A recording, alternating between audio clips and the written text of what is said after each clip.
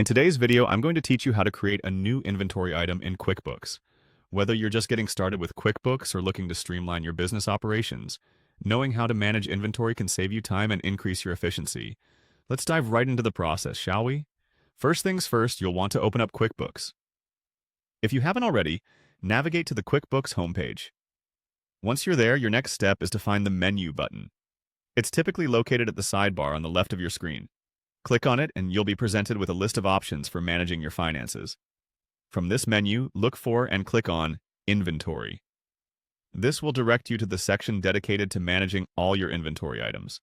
In this area, you can view, edit, or add new inventory items, which is exactly what we'll be focusing on today. Now, to create a new item, find the New button and click on it. A drop-down list will appear, giving you several options. Choose Inventory Item from the list, which will open up a form where you can input all the necessary details for your new product.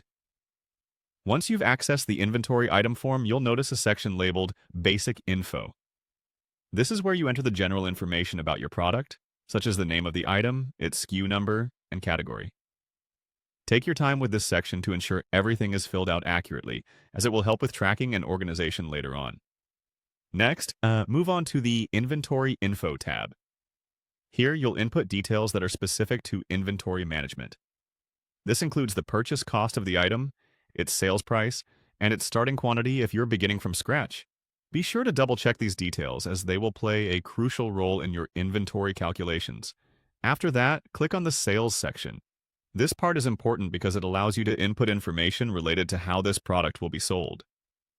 You can select the appropriate income account that records sales, ensuring it's aligned with the accounting method your business uses. Accuracy is key here to maintain clean and precise financial records. Finally, you'll reach the Purchasing tab. This section is dedicated to specifying details about how this inventory item is purchased from vendors. It's helpful in managing your supplier relationships and maintaining optimal stock levels. Fill in the relevant fields such as preferred supplier, purchase descriptions, and expense account. And there you have it. After completing these sections with meticulous attention to detail, your new inventory item will be added to QuickBooks, ready for use in managing your business operations.